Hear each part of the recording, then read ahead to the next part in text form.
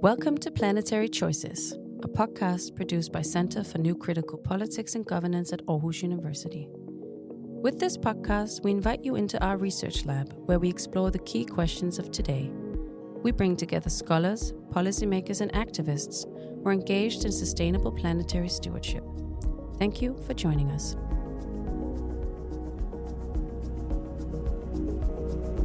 Hi, I'm Hagen, and today I'm joined by my colleague James Quilligan for a discussion about the planetary commons.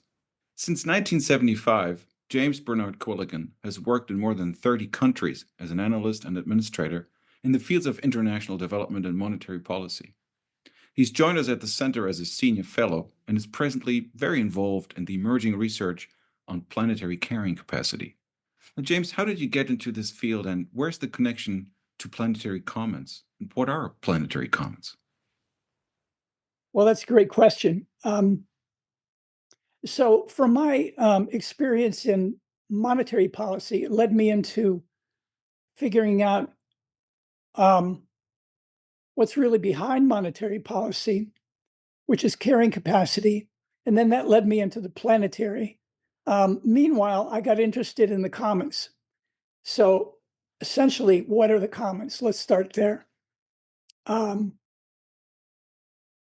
Before there was a private sector or a public sector, meaning government, the territories in which we live were actually referred to as commons in ancient times. And then gradually, as Elinor Ostrom has discussed, while people were beginning to privatize their commons, other people were still managing the commons from within and more or less disregarding the private control that they had through governance. So in other words, there were two kinds of governance that developed in parallel. One was a sort of public sector, meaning government, and then the local commons had a governance through the local people who were managing their own commons. So there's always been that dichotomy, but it's gotten more pronounced now.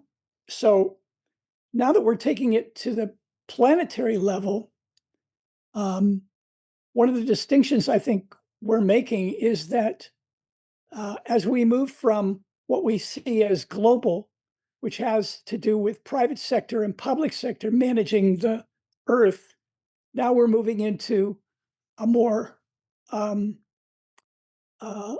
a different kind of sector, which moves us back into the understanding that the Earth is ecological, which is something that the private and public sectors don't treat. So the ecological component is very pronounced.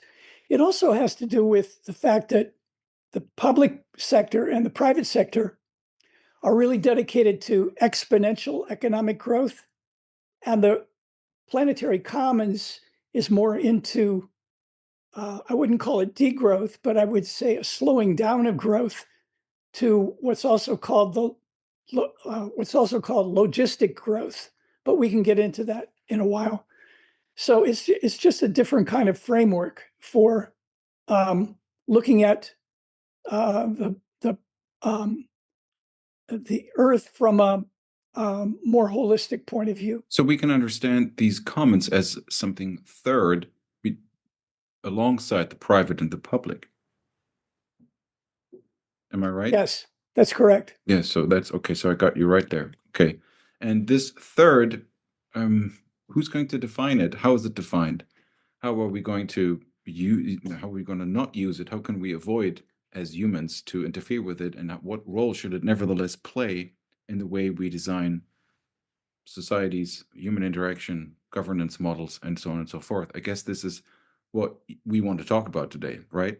That's exactly right. There's a lot there to unpack. That is the big challenge. It's a very interesting topic because it has a lot of different facets, and we can take them one at a time. Take it away. Well, Where I think one of the things is that we need to look at a little bit of the history, and why we're distinguishing globalization from planetization, or the global from the planetary. Why do we do that? What sense does that make? Mhm. I think from a historical perspective, we can look at it like this, that the age of globalization, even though the term was only coined in like the 1980s, I think we Yes. could really say that there has been a process of globalization taking place since like the age of exploration in the 1500s, or Columbus and Vasco da Gama and all the earlier explorers. They didn't Or call the it age of colonialism, globalization. if you wish, the age of colonial expansion, the age of Exactly. conquest. Exactly. I think, that had everything to do with what we now call globalization. So in some sense, you could actually say that the age of globalization went from about 1500 to, let's say, 2000. And you could also say that given that 500-year cycle, we're beginning maybe another 500-year cycle of planetization, something like that, looking far ahead into the future, because um, we can recognize that um, planetization is not something that we're going to do through some treaty that happens through the IPCC or anything like that. It's going to be a long process. And we know how long globalization took from, as you say, the early colonial days through industrial capitalism and um, all the interpretations of science that went into creating the new industry and technology and all of that. And so the Right. history of Yeah. that is very involved. The future will be just as complex and as involved.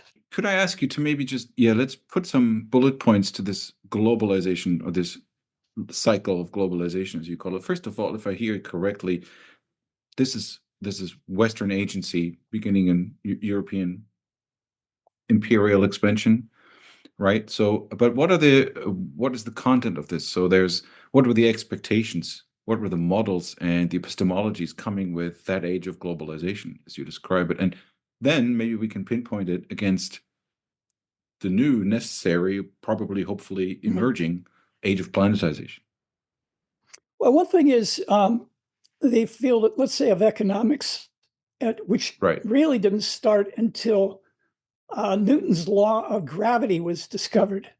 And with Newton's law of gravity, a few people began to think, oh, well, there's some kind of uh, what Newton's really talking about with gravity is a kind of equilibrium.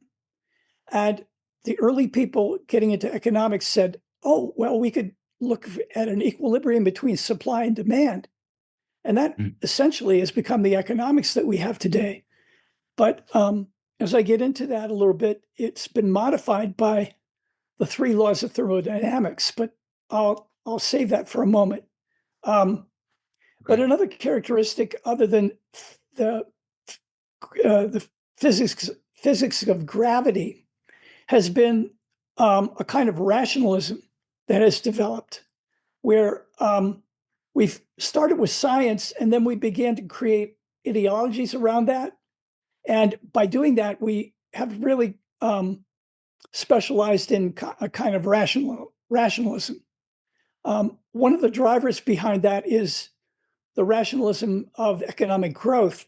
We've always assumed that economic growth is infinite. As I said before, it's exponential growth. And that's an interesting factor because once we convinced ourselves that that resources were infinite on the planet, then that led into this rationalism of saying, well, we can do pretty much anything, given the Mm. fact that we don't have to worry about the abundance of resources on the planet.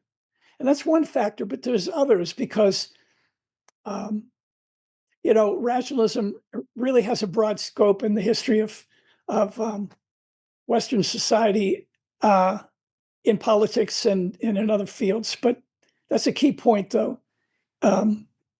Colonialism, as you mentioned, is a form of rationalization, but it's also taken on a life of its own in terms of the determinism it created and how we expanded and the assumptions that we made in terms of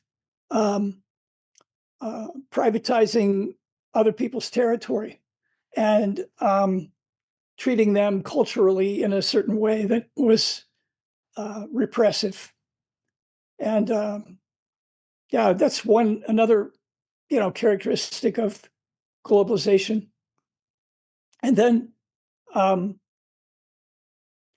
of that led to the economic expansion that resulted in trade networks and finance and industry and technology and the competition in geopolitics that we understand today. It all came from, I would say, the equilibrium model in physics and rationalism and colonialism. And it all sort of emerged from there.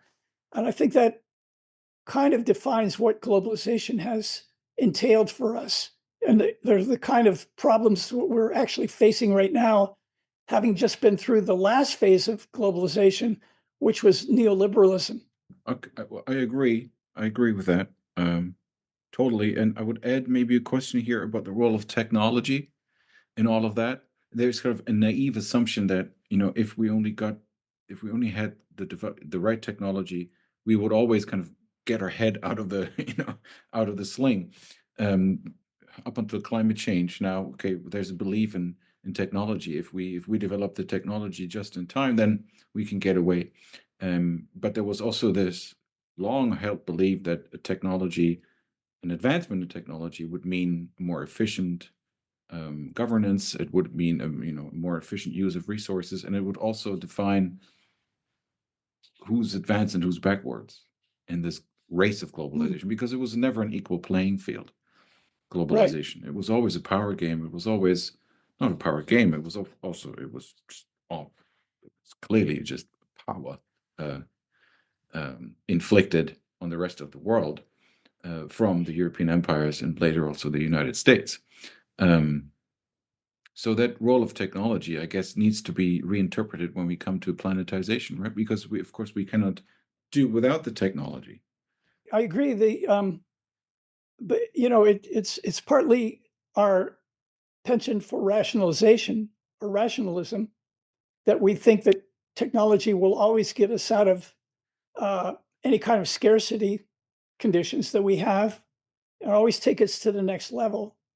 But there's something called the Jevons principle, which says that if you rely on technology, you're making a big mistake, because if you use technology to make things more efficient, then that efficiency will lead people to produce more. And the more that they produce, the more resources they burn up. And the more resources they burn up, the more technology they have to develop to, correct that problem.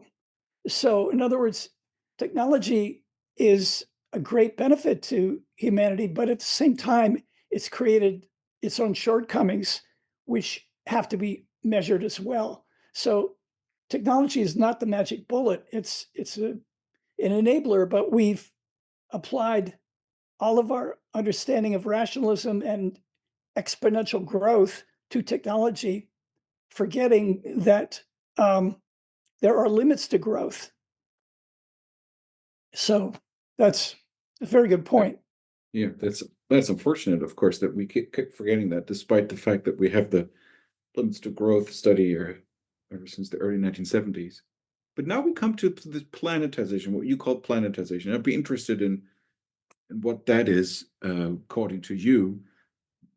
When we integrate, or when we have globalization, it's the interaction, yes, it's of market actors, of nation states, and also market actors, transnational businesses and companies as well, kind of super, on a higher level, cutting across nation states, but always driven by mostly human agency. And now planetization brings in an ecological perspective. So it's not only the interdependence or the assumed interdependence, which would have a peaceful effect on relations between nations, which was kind of old liberal or economic idea, that if we grow interdependent on each other, we don't go to war. Well, we only need to look around what's going on today. But so now comes ecological interdependence. How does that? What's that? Yeah, globalization was saying there are no limits to growth. Planetization says, yeah, the planet does have its own limits. Right. The work of Johann Rockström shows the planetary boundaries, but it's even broader than that in some ways, because it really means that we need a new kind of paradigm, which I think is what planetization is, because in the past, we didn't have the problem of climate change.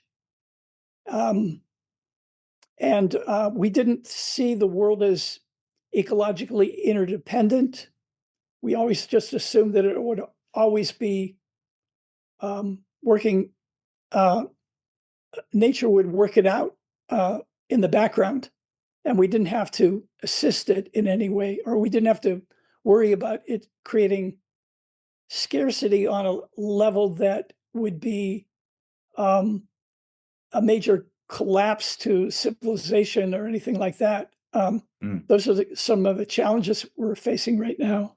And so part of this has to do with the fact that the way things are being governed right now is through the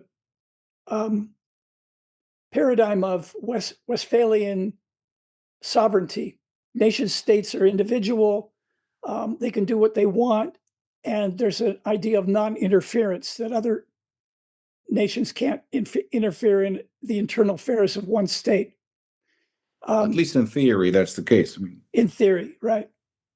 But when it comes to international negotiations, that theory is stressed very strongly. Yes, of course, everybody's claiming and their so rights. That's right. And that's a factor that I'd like to get into in a little bit, but about sovereignty. But that's a characteristic of planetization, that we need to get beyond the area of sovereignty. And then, of course, there's the idea of becoming stewards of the planet, which actually is a field that I'm very interested in. And it's part of what I'm calling planetary commons, is that we James, how can I become a steward of the planet? Well, by adopting a perspective of the idea that politics and economics are not going to save us. People are going to have to take greater care of the planet. We don't know how to do that. We've lost our understanding of what the commons are. So we have to create a new epistemology around the planetary commons, because most people growing up either say the solutions will come from the private sector or the public sector, meaning government. And we don't have a third point like commons to say, no, the commons are all of us together without the private and the public. Again, public meaning government. But the common sector, and that's more understandable as through David Bollier or Elinor Ostrom as being something local or regional, where communities could be defined as commons. Now we have to transport that idea, transpose it really to the earth. And that's really where the planetary commons comes in. And it's the idea that people in their own bioregions or own eco districts can get together and create their own form of governance so that they can manage their resources and become better stewards. At the same time, we have to have that same principle happening at the global level. So it's not easy to do, but that's why this idea of bridging it is also called translocal because it means that the local is actually helping to inform the planetary decision makers about how they can work more closely with people at the global level, at the local level. So in other words, there's got to be, it can't all be top down or bottom up. There has to be a kind of symbiosis taking place between the two. Mhm. So that's what I think planetization is going to really entail. All right, let me just get back to this one point about you made about bioregional governance and people caring about their own resources, and almost like a democratic bottom-up process of a new ownership. I guess that's what you mean here. That this should be the really reliable source of information, is how we care and know how to care for our own eco district, as you called it. Now, if I were to care for my eco district, how do I know a planetary commons when I see it? Is it the what is it? If we were to make a list, is there something concretely we would put onto that list, or the field of meaning, a field of semantics of resources? Well, I think that's what the conversation here is about now, that we don't have a list of the things that the elements of the planetary commons.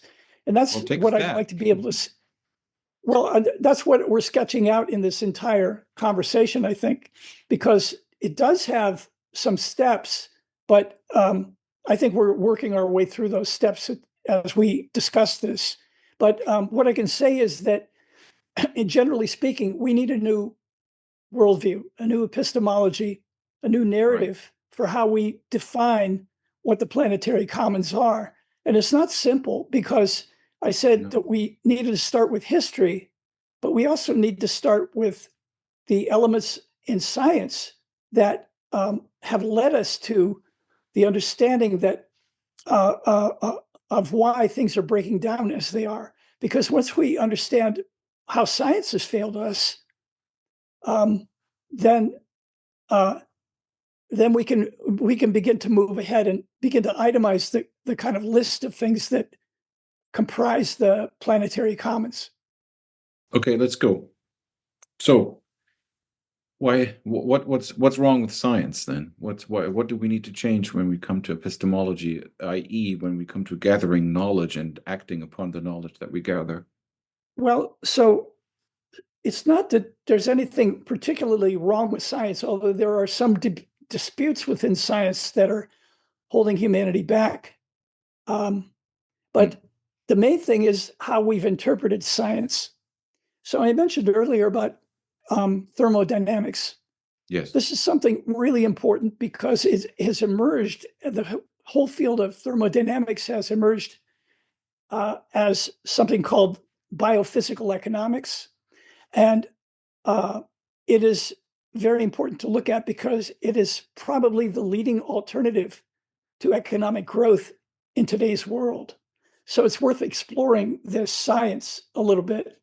The first law of thermodynamics says that there's a conservation of energy and matter, meaning that you can turn energy into matter, you can turn matter into energy, but nothing is ever lost. There's a conservation between the two. And that's been interpreted actually by industry as meaning that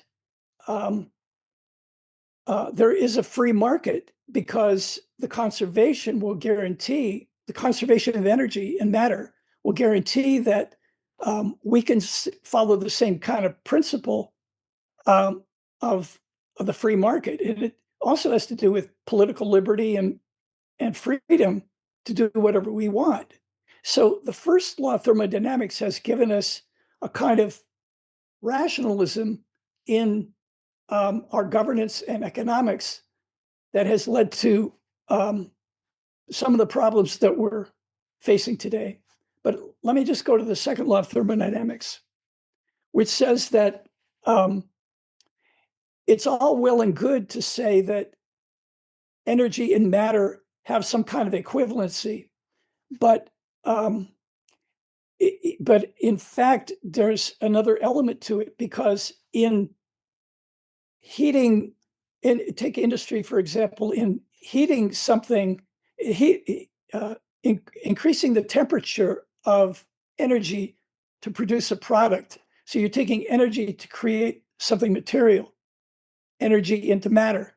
Yes. Yes. If you do that, or if you melt down matter to go back into energy, then the process of increasing the temperature creates heat. And that also creates waste.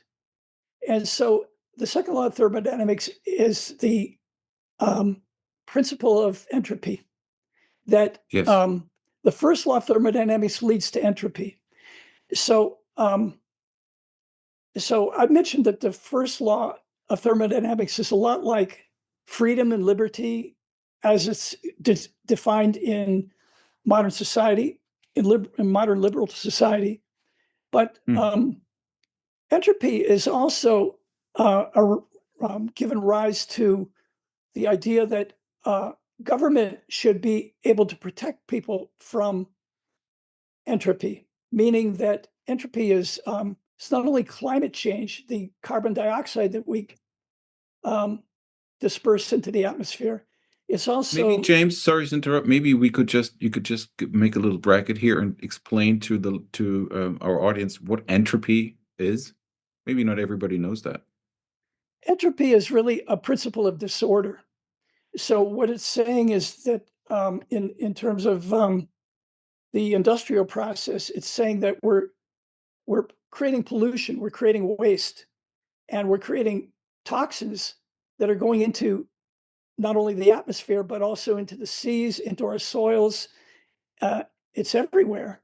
And that we have an epidemic now of entropy because we're not paying attention to it. And that's why I was beginning to say that governments have stepped in, or at least had been stepping in, to say, well, we've got to slow this down, and we've got to protect people from the ill effects of heat waste or entropy. So you can look at it as that the first law of thermodynamics and also of freedom in government has to do with order. A second law of thermodynamics has to do with disorder, because what's been created through the process of overdetermination of order has led to disorder. So it's nothing that we're doing wrong. It's that we've actually failed to understand science to the extent that we could create our economics and governance around it to make sure that that our administration of order didn't actually lead to disorder. And in fact, many theories of civilization have said that that's exactly what happens. We build up order, and then the costs of the order get so great that it begins to create disorder. The societies collapse as a result of that. And then there's the third law, which is still unproven, isn't? Or tell me about it. It's unproven because there's a debate between physics and biology over the meaning of the third law of thermodynamics, which has been very divisive. Physics wants to say that there's something about an absolute zero temperature, which could actually resolve entropy. Biology says, well, we don't know about that. It's not our field. But what we do know is that life, living creatures develop and grow despite entropy. So we do workarounds.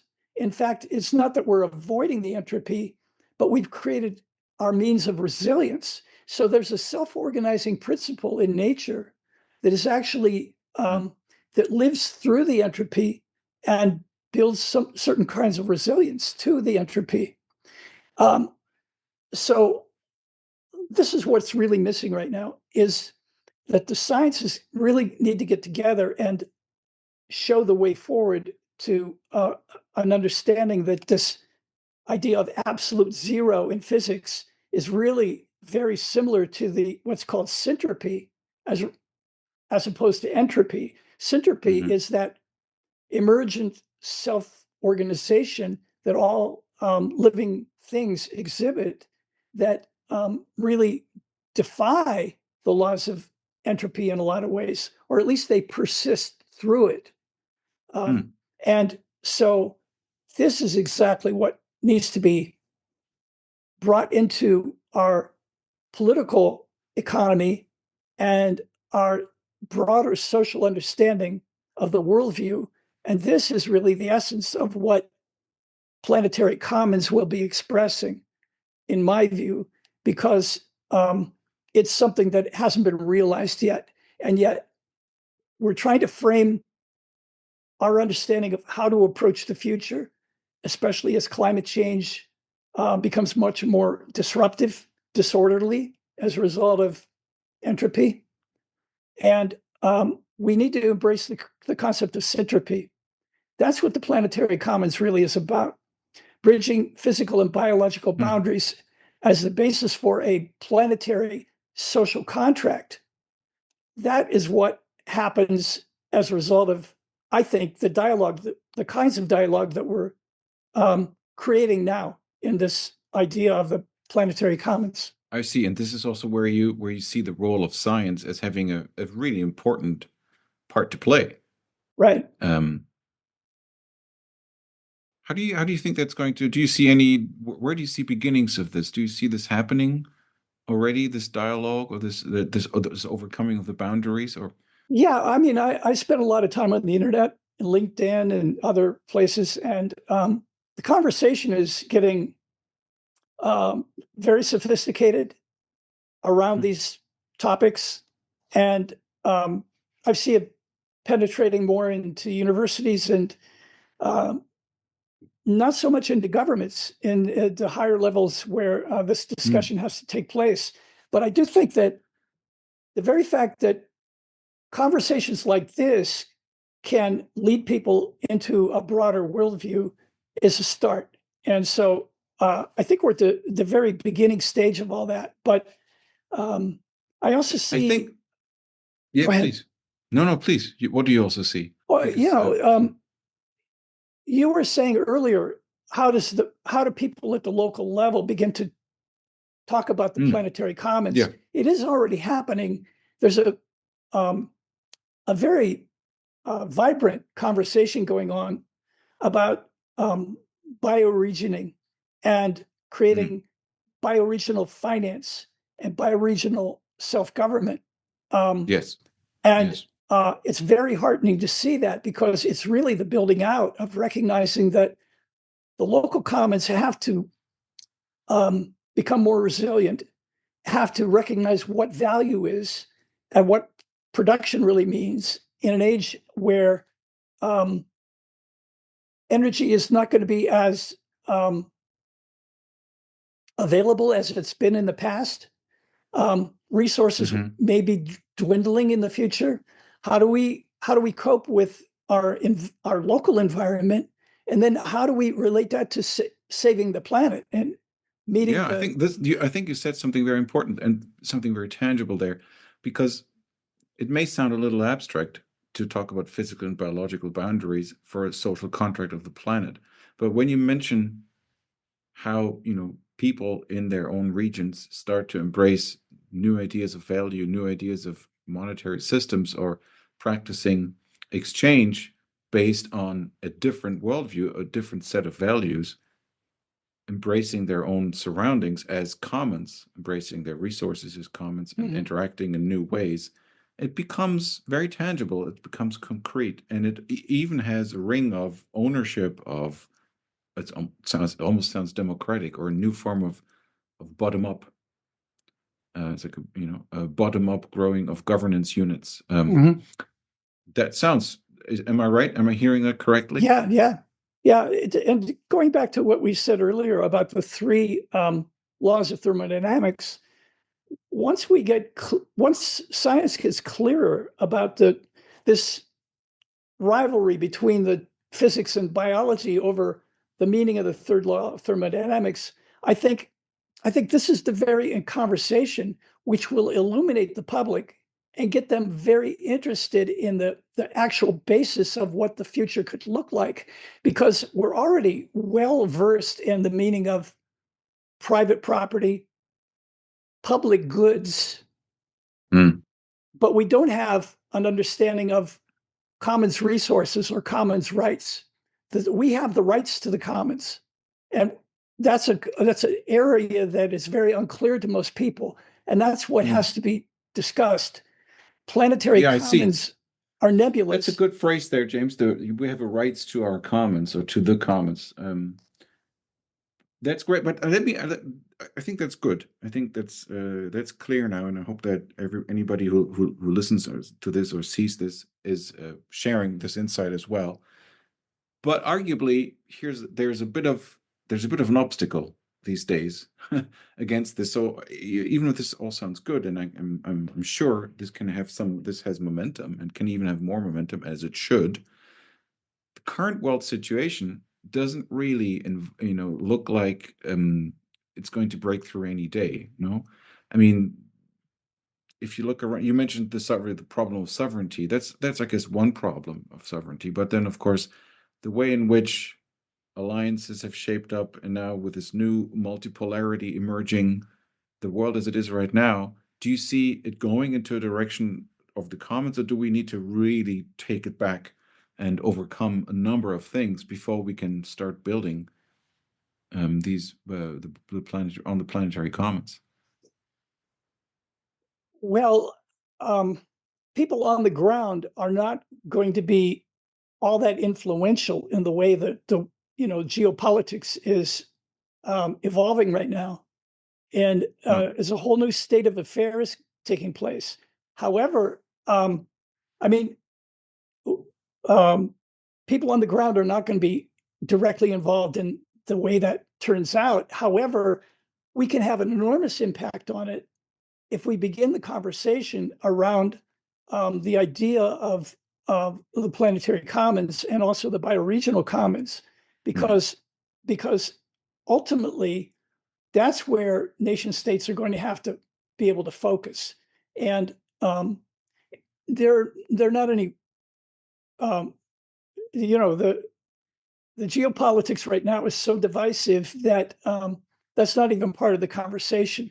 However, it isn't. It's all that people can do right now is really to focus on the future of the planet as a commons, because that's really the end game that nation states are going to have to discover for themselves. You could take it down into the sort of the history of the East, the global East and the global West. So the global East has been sort of known as a collective, stressing collective rights, for the greater good. And the West has been more focused on individualism. That's a broad generalization, but largely speaking, culturally, it holds true. But both of those are problems right now. How do we, and it's also the same problem in any individual nation. You have the individual rights, the private rights, and then the collective rights for society. And how do those coalesce? That's never been figured out. And I would say it's never been figured out because the element of the commons has never been interjected into it to create greater cooperation between the individual and the collective. And as a result of that, we, I think, have a lot to teach nation states in terms of what the future is going to look like, because we have a lot to bring to the table. We can point out, for example, that the multilateralism of the past was based on individualism. The multipolar world that you were mentioning is based on collectivism. But is it really? Are those really valid options? I would say no, because they're at the heart of both of those visions is clinging to the idea that self-interest is involved on the part of sovereign states.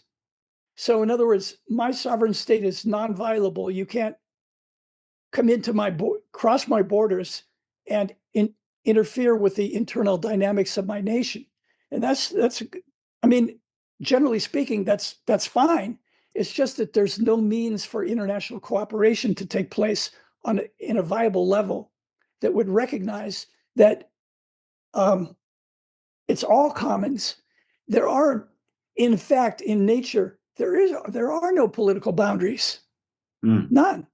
And so we all have the responsibility to protect, if you wish to say it like that. The longer we assert the boundaries of national sovereignty, the more we're going to violate the boundaries of nature. And it's happening right before our eyes. Right. Yeah. So I'm not saying that we have to eliminate all our political boundaries, but what I am saying is that we need to develop an understanding at the international level of the of private property, public goods, and commons resources or commons rights. That all has to be put together in terms of a vision of the future. And I think that all of that adds up to the planetary commons. It can all be worked out, but it has to be worked out, I think, first by people on the ground seeing the broader vision and creating a new epistemology for what this might look like. I see. So that would mean that the planetary commons, or the rights, the commons rights that you would describe are not simply human rights in a different form, but human rights are integrated, as are other rights, as are, am I hearing this correctly? As are, let's say, ecological, the rights of certain resources, of rivers, of forests, of air, of all of our resources, that we should frame them as inalienable rights. Is that what you're saying? That we need to understand them like that, and take this understanding of this holistic understanding of humans embedded in non-human environments and all of these incredibly fundamentally important resources as the basis for how we build our societies and how exactly. Well, let's do it. How do we do it? Well, I think we've got to work through a lot of this. I think that if the nation states and the power blocks that are forming right now, it was easier. I mentioned East and West, but we can't even look at it viably at this point as an East and West.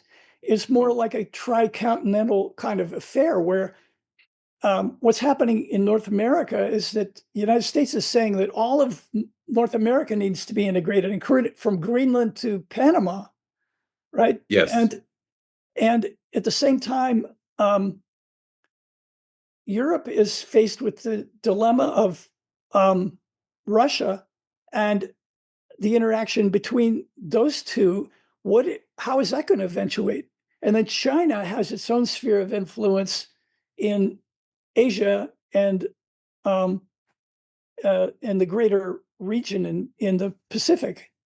So I think it's really kind of moved into three separate domains at this point. At least it's emerging. Arguably, China has even expanded its reach of influence beyond that, let's say, home base of the Pacific, but it's going into Africa and so it's not it's anyone's guess how this is going to work. However, when it comes to the negotiations, whether it's in the prevention of war, whether they're trade negotiations or negotiations after chaos has taken place, there will be a bargaining table. And when it comes down to that, I think that's when the conversations that we're having right now need to be formalized into treaties that can begin to lead us to a new order, because the new order that they're talking about right now, both on the part of all the different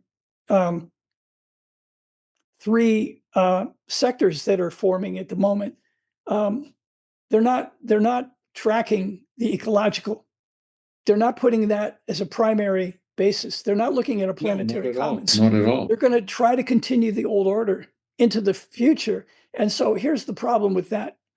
There are more and more people on the planet.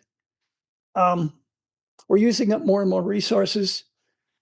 We are violating the planetary boundaries, as Rockstrom has said, but just on the basis of, the basic necessities for people may well get very scarce as a result of the planetary, the climate conditions that are taking place. So where do we go with that? And the negotiations that take place in the future are going to have to deal with this directly, and we should be dealing with it now. All three of those sectors need to be looking at these things right now, because this is an emergency kind of condition. But they're not. There are a few people in those governments that are looking at it, but the tensions between the sectors are so hostile at the moment that we've got to be able to step back and say, oh, wait a minute, this is exactly a pattern that's happened before, and where will it lead in the future? Well, if we look at it in terms of, in the past, the winner of a war or the winner of a economic chaotic implosion has become the political and monetary hegemon of the planet. Yes. So they were the ones that would call the shots, and there's a whole history of that. And we can't go through that again. We must not go through that again. And so, but that's the way it's moving. The momentum is going in that direction. I think it's up to us to be able to say, no, look, there is another alternative, and we can get this right. We can develop a planetary commons right from the grassroots up through planetary institutions, including a new economic system, if you would only begin the process of negotiations to make this happen. Stop worrying about your petty stuff and look at the bigger stuff. Well, that would be, I mean, I second that. Of course, also now with the current U.S. administration and what's happening, it's not really likely to happen tomorrow, even though it should happen yesterday. But let's go back to the more analytical point of view here, or hopefully not just theoretical, in the sense that we're talking about it and then nothing's going to happen. What are the major changes that need to take place? We're going to need to go beyond. We're need to be able to focus on the limits to growth, and we need to look at ecological and social interdependence, regeneration, the rights of nature, the rights to access, and stewardship of nature. That's also necessary. Those are beginning points that will anchor us. And the recognition that the exponential growth is an era of the age of globalization from the past. We've got to get away from that, and industry and commerce will not be happy about that. But the necessity will take place that we need a new accounting system for resources. And one of the things that I got very interested in 25, 30 years ago was this idea that thermodynamics had a dimension that could pertain to economics. So, and it's being expressed in the field of biophysical economics. So different scenarios are being worked out in terms of, rather than look at supply and demand, we recognize that there are stocks and flows of matter and energy that we need to pay attention to rather than supply and demand, because supply and demand was based on that in the beginning. It's just that we lost the idea of within our general equilibrium models in market research, or in terms of neoclassical economics. We've forgotten about how matter and energy are actually quite apart from the commerce that we have in the marketplace. It has a lot to do with how much resources we're actually drawing from nature and how much they can support the needs of the population as it continues to grow. All of that needs to be re-examined at the moment. Yeah, I agree. We also need a new legal framework, I guess. Absolutely. Rockstrom has been calling this Earth law. I think that's a very good term. Yeah. And yeah, I mean, we need to be able to generate law at that level. But as I say, before we get to that stage, we are going to have to initiate or call for negotiations to make all this happen, to put everything in perspective and not preach to anybody, but just say, look, here are all the elements. Here are all the things we're facing. What makes the most sense to move forward? And everybody's view is going to be important to the process. If it wasn't that way, then we wouldn't be able to speak of this as a commons, right? Everybody's got to have an input into it. The only problem is time. We are really running out of time to make this happen. And we know from looking at history that things drag on and the same arguments continue over periods of time. It's really important now that a group of people begins this conversation about how to change the paradigm. And the sooner the better, because what we're looking at is another century of things getting worse and worse until we put the brakes on. And how are we going to get to that stage? Well, we have to be able to say, it's not only about agreeing to put the brakes on, it's like, what do we do after we put the brakes on? How are we going to live in a world there where there are strict limits to growth? Do we want those limits to growth to be agreeable between you and me and the rest of the commons?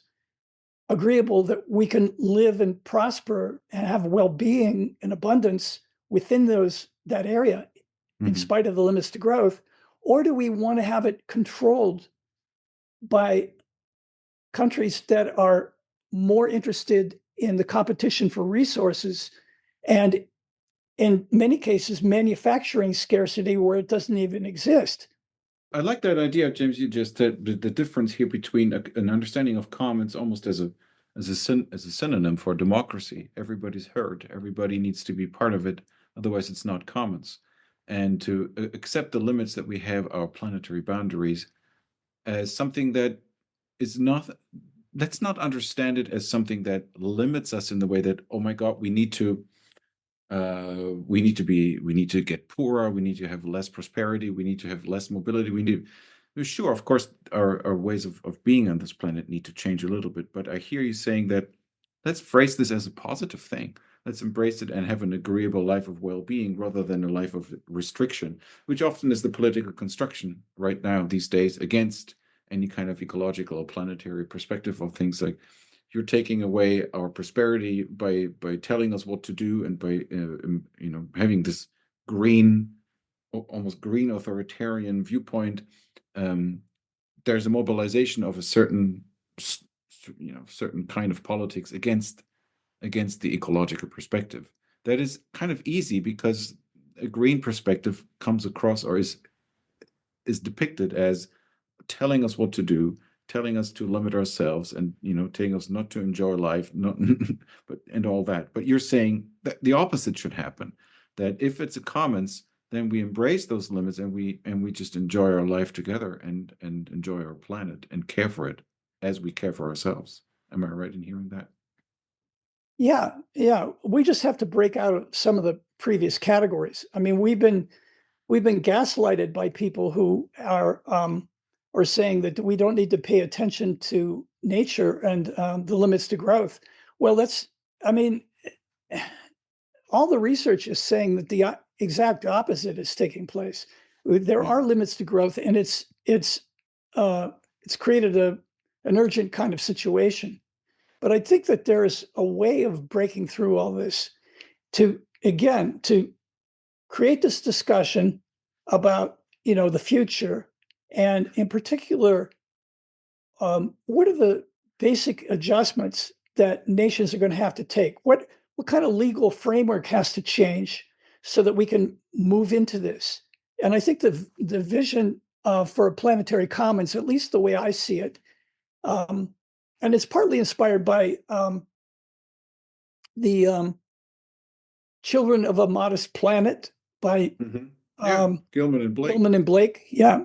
But it's Blake also a Gilman. little different than that. But I mean, taking some of the basic outlines they're talking about there, this legal shift from national sovereignty and corporate monopoly, moving toward a shared planetary sovereignty, a new realm of corporate accountability, and an embrace of Earth's life support systems is possible. They're making a big case of subsidiarity as well, right? I mean, this is their main, one of their main arguments, to reorganize the planet on the subsidiary levels. Right. So I think what the idea is, the first point is that there needs to be a downward shift of empowerment from sovereign nations to citizens through the subsidiarity you were talking about. And subsidiarity means allowing people to make decisions at the lowest possible level that's relevant. So in other words, do nation states really understand what's going on in terms of the resources at the local levels? Aren't the people who are working at the local levels better equipped to make those decisions? Why isn't it the case that the government has trusted people to make those decisions? Sooner or later, this is a bargaining chip that can be used in the discussion between the three major blocs that are forming right now in world affairs to say, trust your citizens now. This is the time to be able to do that, because if you don't do it now, you're just going to be you're going to be using your citizens as armies to fight each other. Protect your own citizens. This is what sovereignty needs to turn into, is a realm where subsidiarity is the empowerment of people at the grassroots level through subsidiarity is of great importance. So governments are going to have to give up some of their sovereignty for the greater good of their own people, and they're going to have to realize that. And I hear you saying that they don't necessarily need to give it up to a higher level of planetary institutions, but to a lower level of their citizens. Right. Yeah. And the thing is, if there were to be planetary institutions, the people at the lower levels will never agree to that. No one wants a world government unless they're given more power in the management of their own resources, but also in terms of informing their governments about what's actually happening. If people were to trust their governments and be able to say, we trust our governments and we trust the planetary governance system, such as it is, the United Nations, if we really trusted them, or a new system that would come up, then we as citizens would agree to it. So I see the new social contract is impossible unless governments make a downward move of giving power to citizens at a much greater level. And then at the same time, if citizens really understood it and really trusted it, then to say, okay, we would agree that planetary institutions should be created that would be in our best interest in terms of the planetary limits. So the upward empowerment of these planetary steward institutions would be capable of enforcing sustainable policies at the planetary level, which would benefit the people at the local levels. And they could not do it without the people at the local levels providing them data and the confidence and empowerment that this it should actually happen. The role of states then would be to sort of stay in power as monitoring agencies, but get out of the way of the process. To let. Now you mentioned, sorry, let me jump in here because you mentioned monetary, and I'm kind of interested in picking your brain since you have such a long, you've studied finances and financing systems for such a long time. How do we finance this? So what's the biofinance aspect of all of this? So if the commons are including everything that's, nature, biology, what is there biofinance, and how does it work? How is it combined with, how can it become a planetary financial system? Well, finance is really interesting because I mentioned that, I started out in monetary policy. I went into carrying capacity because I realized that monetary policy was looking at asset sheets. And then I saw that people began to refer to natural capital and natural assets. And I said, whoa, this is really going in the wrong direction. Ecosystem services that can be securitized and brought into the marketplace, greenwashing, and making you think that, you can actually help to create an ecological balance on the planet by using the same economic accounting system that actually led to the imbalance of the planet ecologically. It's not going to work. So you have to measure it differently. So carrying capacity does that. Carrying capacity measures the amount of resources, including energy and matter, that are available within an area to meet the needs, the physiological needs of the people that live in that area, the population of the area. Based on that, a new monetary system can be created. And colleagues and I have worked out a way of doing that. And if you measure let's say the carrying capacity of a bioregion or the planet, but let's take the bioregion first. You measure the carrying capacity of the bioregion, you adjust for the purchasing capacity of people within that bioregion. Then you've got what I would call sustainable value. And the sustainable value can be the value of your currency in real time at any moment. So I'm not talking about the price system to make the adjustments, talking about the value of your currency to make the adjustments. Because if you know that your currency is worth more or less on any particular given day, you're going to know that your value goes further or not so far based on how much your currency is worth. So it will have a great impact on how much we buy and consume. And which is the reason why that's the reason why the sustainable value is baked in to the currency itself. So that would be the first thing I say. And then the price system will eventuate out of that kind of beginning framework. We can't let prices drive us. We have to let the sustainable value of our currencies drive us. And that will influence the way the new economic system emerges. That's the most brief way I have of saying it, but I've written voluminously about it. No, that's great. The briefer, the better. The shorter. I think that was very clear. And definitely something that is important, and that is fundamentally important, because yes, one thing is that we all get together as people, but then the other thing, how do we exchange things, and what do we base the value of our currencies on, if we are to move beyond the way we're doing it right now. But that's going to be, again, another big process. No, it's just huge. But again, the way I see it is that it's not like people like you and me trying to figure all this out. We're trying to introduce a conversation where many more people can join in the communications and then say, oh, if this looks like it's viable, let's consider the possibility of making that work and what it would look like. Let's begin to outline it. I would like to just go back to the three areas of adjustment that I think that we need to be made. We need to have subsidiarity to the local level. We need to have the empowerment of planetary institutions. And then what does that leave us in the middle with the role of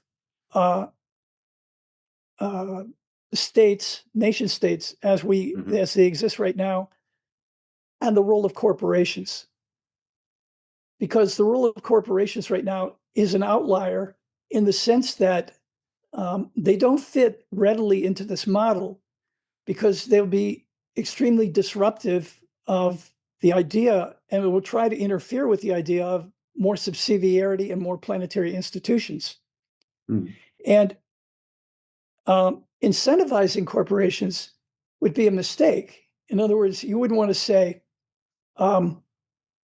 okay, planetary institutions would be, let's say, an institution for the atmosphere, climate change, air quality, satellite regulation, a department for the oceans, another planetary institution based on circulation, fisheries, oxygen production, and then freshwater cycles, a department to manage glaciers, rivers, rainfall patterns, biodiversity, looking at genetics and species and ecosystem diversity.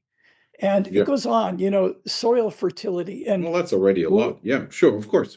Plastics and digital commons, all of those things need a department at the planetary level, but they also need to be integrated at the local levels in their commensurate way. In other words, the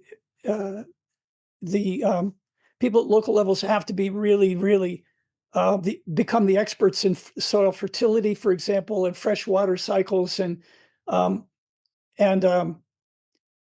of that needs to be developed. So, in other words, then what is the role of corporations and all that? Well, I think corporations could assist people, especially the expertise in corporations could assist people in it. But I don't think there's a true monetary incentive in being able to do that based on the way that corporations are structured at the moment. But I do think that the other thing to focus on is that what would be the role of people at the local levels in terms of forest conservation and water rights, developing food systems and new digital as protocols. You would said earlier, as we talked about earlier, they would have a very fundamental function, right? They would be the voice, the data providers. They would be the the sovereign source, if you wish. For any I also think taken. That the bioregional levels could work with blockchain ledgers, not in the way that cryptocurrency is working right now, but in the way of using Web3 and biofinance to generate the carrying capacity of their region. It's very easily done. The technology is already there. I think it's just being applied to a different sort of vision. So with cryptocurrencies, you have a group of private investors investing in that cryptocurrency. We're talking here about using the blockchain ledgers and Web3 technology more in terms of homogenizing the local bioregion or whatever area that you're applying it to. I think that would go a long way to creating this data in a way that would be very useful. I'm talking about the carrying capacity data that's also needed not only at the local level but at the planetary level. So those things are vitally important. How's the carrying capacity data from any specific region fed into a blockchain? So this blockchain is like planetary, global, all-inclusive blockchain, or how do you, or do you imagine each carrying capacity data being? I always imagine a blockchain ledger as something, or blockchain as something, like a folder. Your data comes in, it's locked. It's Yeah. locked in that folder, and it's locked there forever. It stays there. It's securely saved, and it cannot. There's no fraud. It's very safe. But it's there. And so this blockchain, this data grows and grows and grows, right? How are we going to? How's that going to happen? Well, first of all, as I said, it needs to be in the public interest or for the common good Yeah. rather than the private. But the other thing Sure. is that it could be used certainly to. I was talking about sustainable value before in terms Yes. of being a product of carrying capacity. So the more we measure the carrying capacity of resources, the more we get the basis for a new value system.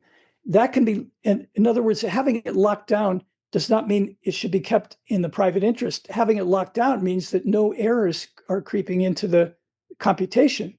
And so, in Yes. other words, what's happening right now with our monetary system and our financial system, there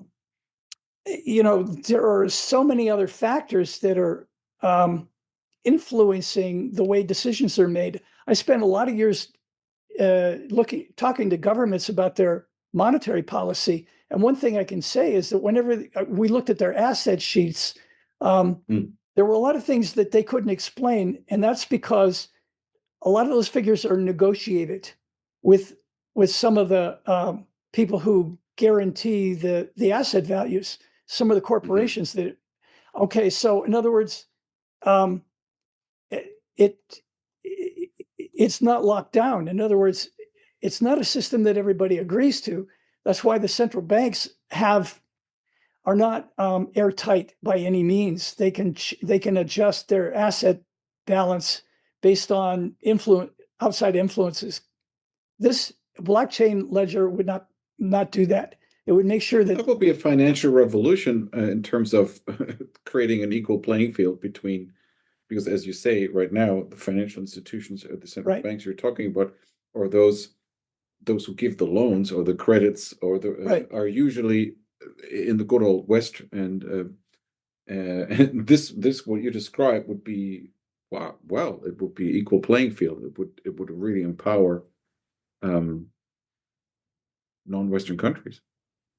Yes, and that would be a level playing field for sure, because now we're not dealing with whose currency is stronger, is it East or West? We're not dealing with um, balance of trade.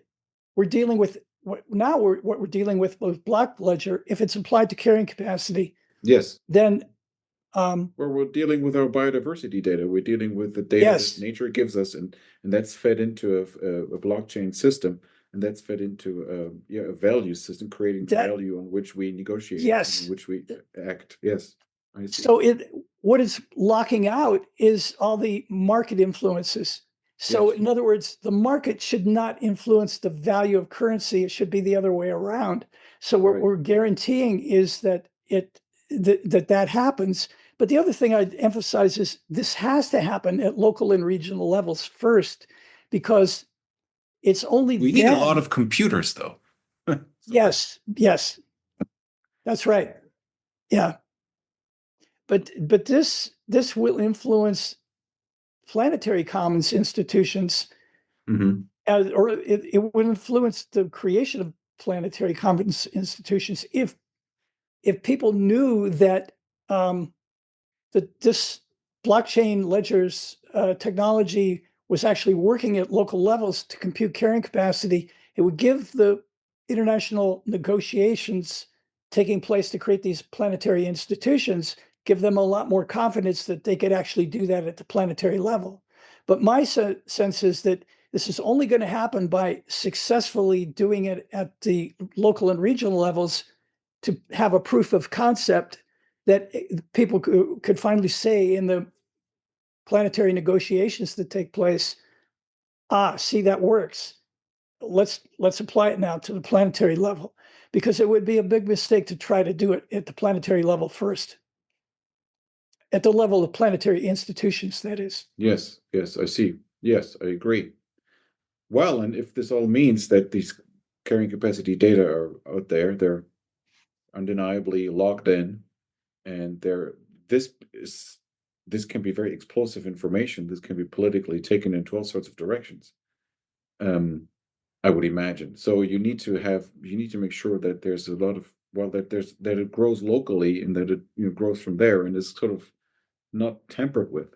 But that's what you're saying is it cannot be tampered with because of the blockchain. Correct. And the other thing is that I hadn't mentioned, but this is extremely important, is that the carrying capacity, what's it really based on? I mentioned thermodynamics and the stocks and flows of matter and energy. But so this analyst named Howard Odum, Yes. about 40 years ago, he began to develop a table of energy values that were all based on sunlight.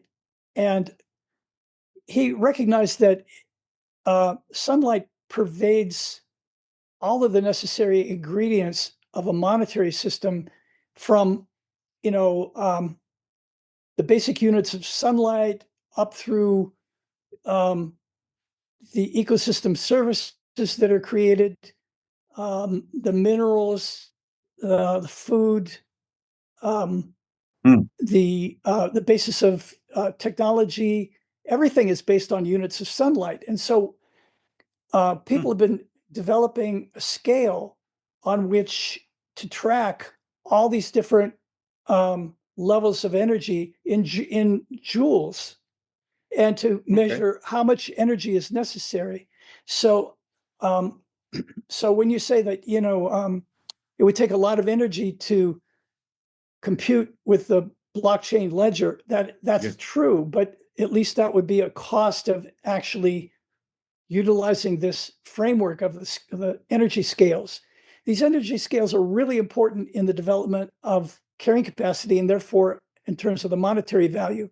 But that is where we should be looking right now, not the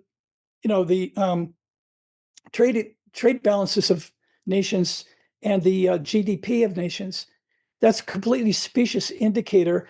I would say let's relegate that back to the global age, and the planetary age. Let's have a new series of indicators and sources of value for those indicators.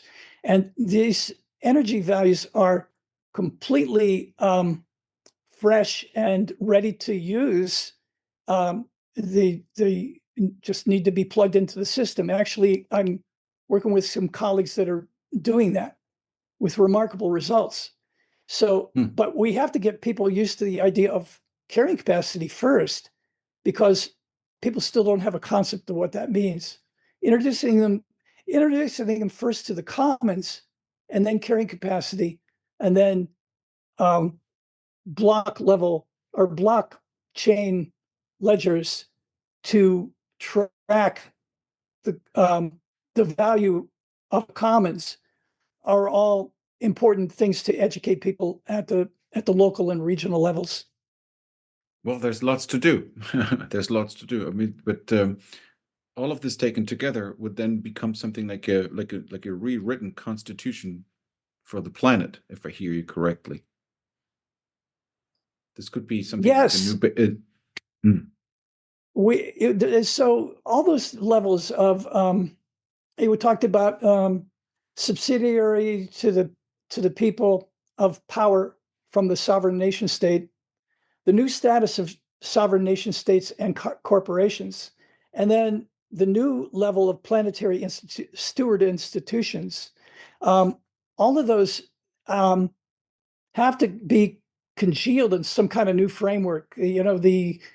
Like when the United Nations got together and formed a new body, or some kind of new overarching planetary commons constitution would have to be developed. Yes. That's a long way off, but the conversation needs to start yesterday. Yes. Yes. And we're carrying it. We talked about it right now. And I say thank you for all of this. There's so many ideas, James. We will definitely come back, and hopefully this will spin off in all directions, creating discussions and bringing people behind the ideas of creating new commons, all of us, and embracing them. Thank you for listening to this episode of Planetary Choices. This podcast is produced by the Center for New Critical Politics and Governance at Aarhus University. Visit our website and join us for another episode of Planetary Choices. Thank you so much, James. This was amazing. My pleasure. Thank you so much.